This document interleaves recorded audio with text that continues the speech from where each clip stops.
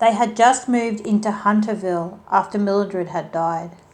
The cancer came quickly, like a thief in the night, and carried her away, piece by piece, until all that remained was a mere shadow of who Milly, as he liked to call her, was, until she was no more. Tom and his 2 children had moved from the family home, not only to start afresh but to escape the memories that haunted them. Joseph and Jenny, 10 and 8, Jenny being the annoying little sister, wanted to accompany Joseph everywhere. Joseph was quiet, reserved, but mostly sad in the last few months. He missed his friends, but most of all he missed his mum. Jenny was somewhat in denial and often referred to Milly as if she was still there, still picking her up from school, taking her to ballet class, and cooking dinner. Tom had lifted the last of the boxes onto the lounge room floor when he glanced at the children's faces. The sadness and grief was noticeable when they were unaware of him looking. "Let's go check out the neighbourhood. What do you say?" Tom said, quite out of breath from lifting. "Yay!" squealed Jenny. Joseph got up and grabbed his cap, saying nothing, but was eager to go. They drove around for a while, seeing the usual neighbourhood sights. A playground, a corner store, which was closed, but not surprising, as it was now after 5, and a church. Tom turned down a lane which led them further across a field. Joseph's eyes lit up as he could make out the lights in the not too far away distance. Tom mumbled, "Yes, I see it," as Jenny caught sight of the lights, saying, "Oh, let's go to the fair, Daddy. Can we go to the fair? Please, can we go to the fair?" Tom, hoping for an early night, reluctantly said, "Yeah, okay. But not for too long. It's been a long day." Jenny again squealed with delight, and Joseph gave her a sideways look as if to say, "Shut up." But Jenny ignored him, and of course she squealed again. On closer arrival, the fair was lit up. Rides were going, music was playing, but no one was in sight. Not sure it's open," Tom said, squinting to see if he could see anyone at the booth as he rolled up to the gate. The gates clicked and automatically opened, with a sign saying "Free Entry" swinging in unison as the gates moved. They all got out of the car, and all 3 faces looked around in wonderment. The smell of Dagwood dogs, popcorn, and diesel fuel filled the air. "Oh, look, Daddy! A merry-go-round!" She could say it properly, but sometimes talk in this baby talk tone.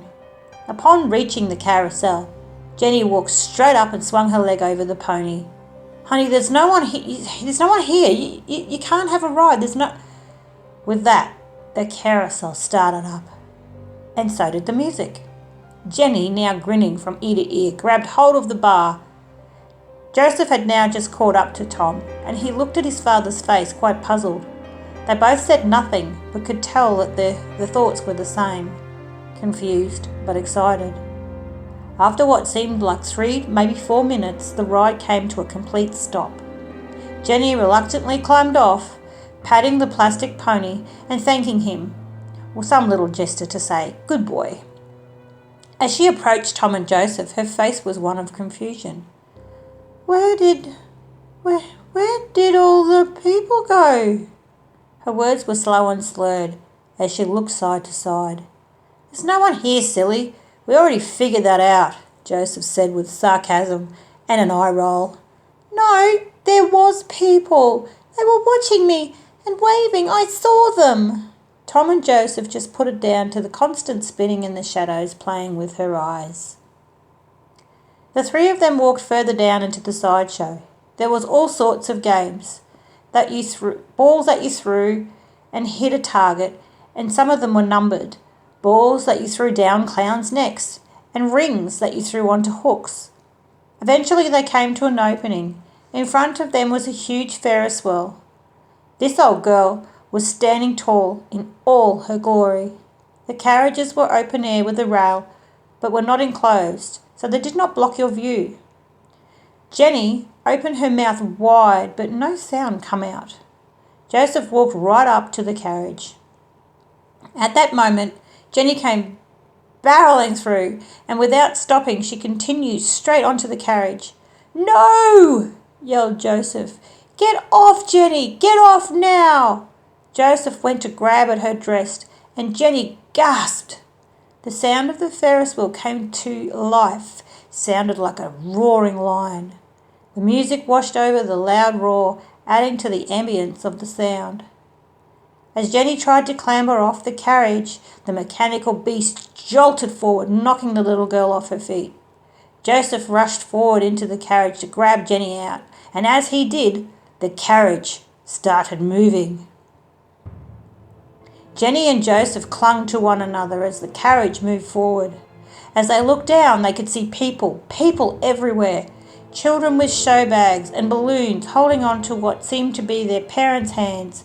Carnival workers busy opening and closing the gates and ushering people onto rides. Busy food carts selling hot dogs and popcorn, taking money and handing over food. Jenny gripped her brother's hand harder as the carriage reached the top, climbing upward and skyward, higher and higher and higher. The sound of music and the motor now sounded very, very distant. "I'm scared," Jenny said through her clenched mouth of teeth. She was now holding back the tears. "Me too," Joseph said, not really sure what to do. Finally, the ride reached the highest point. Bang! It came to a sudden halt. "Oh no, Joseph, what do we do to get down?" Jenny was so scared. She just wanted it to end. "I want to go home," she whined. Suddenly, the carriage filled with light and cold air lifted. Joseph felt something touch him.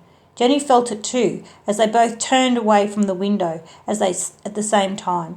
There stood Mildred, not in her sick, frail image, but the one before the ill ate her away at her soul.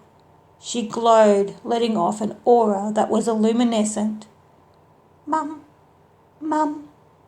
Mummy? Jenny rubbed her red, tired eyes as she could not believe who was in front of her. Tears poured from Joseph's eyes as he tried to keep it together, not only for himself but for his sister too. Mildred sat with her children for what seemed like hours. Time was different here. She said all the things she didn't get to say before her untimely death. Joseph and Jenny asked her many, many questions, and she answered each one lovingly and honestly. Joseph awoke first. He gave Jenny a gentle shake to wake her. Both children looked around. They were still in the carriage of the Ferris wheel, but now back on the ground level. No roaring motor, no music, no lights. Sirens, the flashing lights, they were rushing and they were coming closer with each and every sleepy blink. There they are, the big burly police officer beckoned to the other officer. Tom ran up to meet the children as fast as he could. He grabbed them up in his arms, hugging them tightly. "I am so sorry. I couldn't find you, either of you, so I had to go and get help." "Dad, we were right here the whole time." Joseph flicked his hand at the carriage, gesturing where they had been. "We must have fallen asleep." "Well, you are safe. Let's go home." Tom breathed a sigh of relief. Joseph and Jenny never spoke about this event. Not ever. They just let everyone think that they had fallen asleep in the Ferris wheel. The children grew and went about their lives, having families of their own. There's a fair that comes to the town where Jenny lives, and every year she rides the Ferris wheel. Perhaps it's for the memories, or perhaps it's for conversations with Mildred. That, my friends, we won't ever know.